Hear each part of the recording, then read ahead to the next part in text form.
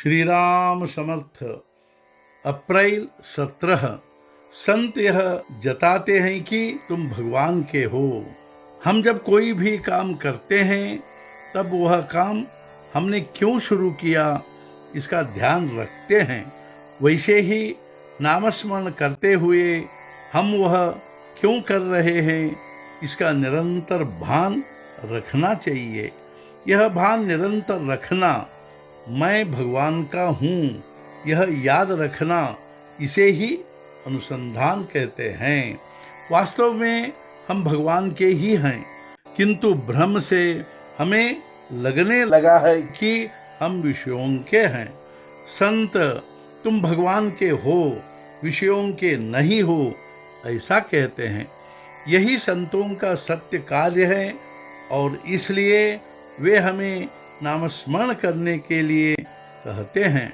नामस्मरण करने का मतलब है मैं विषयों का नहीं हूँ, भगवान का हूँ, ऐसा मन को जताना और वह भान स्थायी हो, इसलिए बार बार मन को वही समझाना, अर्थात नामस्मरण निरंतर करना।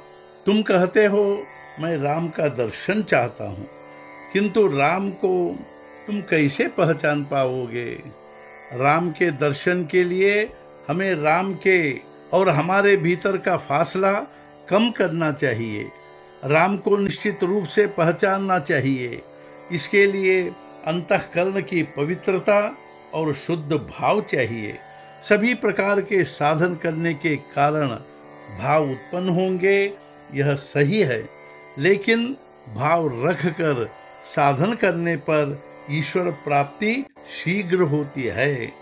नवविधा भक्ति में सरल और मुख्य समर्पण भक्ति है। यदि हम भगवान के होकर रहे तो जो भी हम करेंगे वह भगवान को समर्पित हो जाएगा। हर किसी को अपना हित पहचान कर बर्ताव करना चाहिए।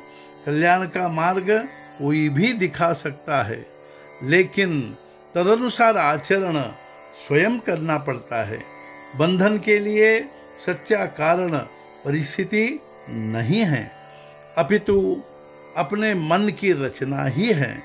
किसी भी परिस्थिति में, किसी भी समय, किसी भी अवस्था में करना संभव केवल नामस्मरण ही है।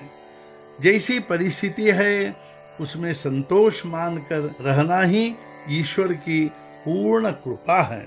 अग्नि का उपयोग करने वाले पर निर्भर होता है, वैसे ही भगवान का उपयोग जैसा किया जाए वैसा होता है। परमेश्वर के ध्यान से सिद्धियां प्राप्त होती है, लेकिन वे तो त्याज्य हैं। तो क्या भगवान का ध्यान ही न करे, लेकिन सिद्धि प्राप्त करने के लिए न करे। परमेश्वर की प्राप्ति के लिए निष्काम बुद्धि से ध्यान करे, तब परमेश्वर सिद्धि की सब बाधाएं हटाते हैं। साधु सिद्धि का उपयोग कभी नहीं करते। वे परमात्मा स्वरूप में लीन हो गए होते हैं। वे सभी बातें परमात्मा पर छोड़ देते हैं और उसकी इच्छा से ही साधु के जीवन में कभी कभी चमत्कार देखे जाते हैं। आज का मुख्य विचार, साधु से हम व्यावहारिक वस्तुएं कभी न मांगे, उन्हें प्रारब्ध पर छोड़ दे। सद्गुरुनाथ महाराज की जय। जय जय रघुवीर समर्थ।